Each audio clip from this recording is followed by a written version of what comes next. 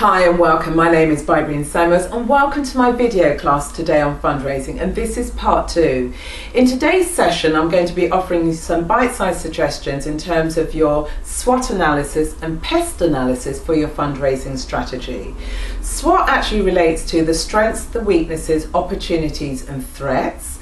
And PEST is about the political, economic, social and technological aspects of your fundraising strategy. Now, in today's climate where there are constraints upon the public purse in terms of the availability of funding for organisations, one of the things that you must avoid with your fundraising activities is to fundraise to protect jobs.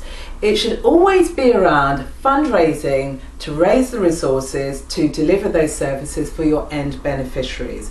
And in essence, your fundraising strategy is a strategic plan in terms of how you're going to raise that money.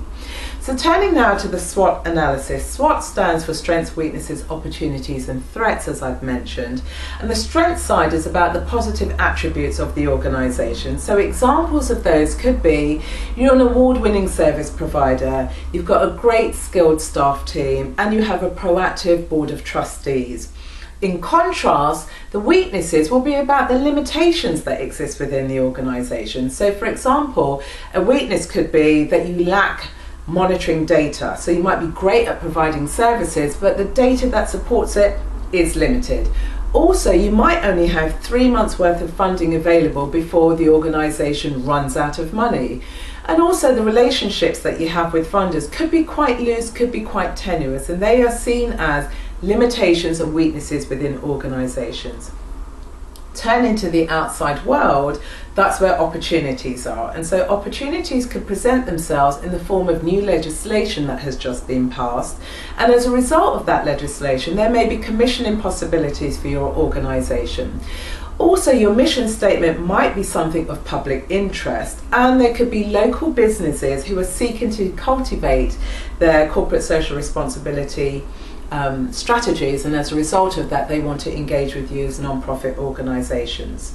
The types of things that could threaten the organisation and a fundraising strategy could be around, well, there's another organisation that provides very similar services but they deliver that in a very innovative way, and also the rise of payment by results type of contracts for non-profit organisations is, for some organisations, forcing them to close down. So that gives you a sense of the types of things that you can put within your SWOT analysis.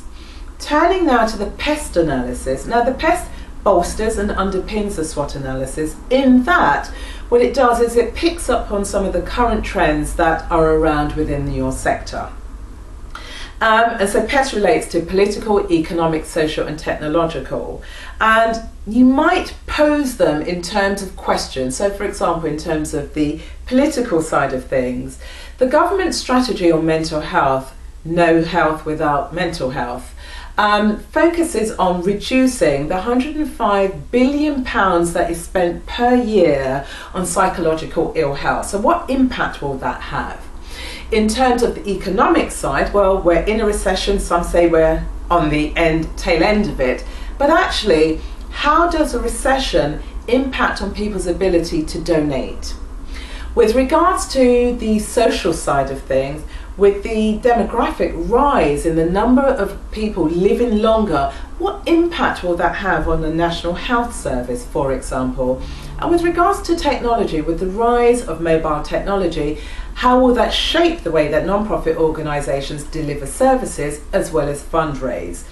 So those two tools, the SWOT analysis and the PEST analysis, are there to help you anchor your fundraising strategy. They are a solid foundation in which you can move forward on. So that brings the session to an end, and what I'd really like you to do is to spend some time thinking about your uniqueness and looking at that through the prism of the SWOT analysis and the PEST analysis.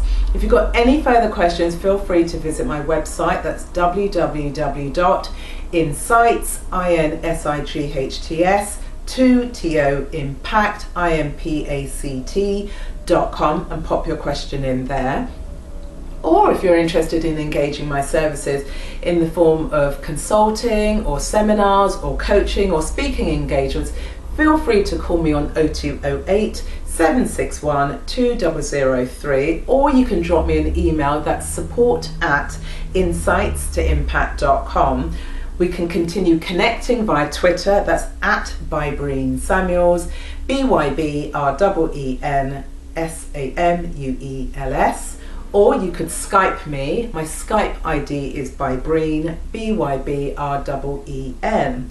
And lastly, you might want to visit my blog, which is http://Bybreen, BYBREEN.tumblr.com. And I'll see you on the next video where I'll be discussing monitoring and evaluation. So I'll see you then.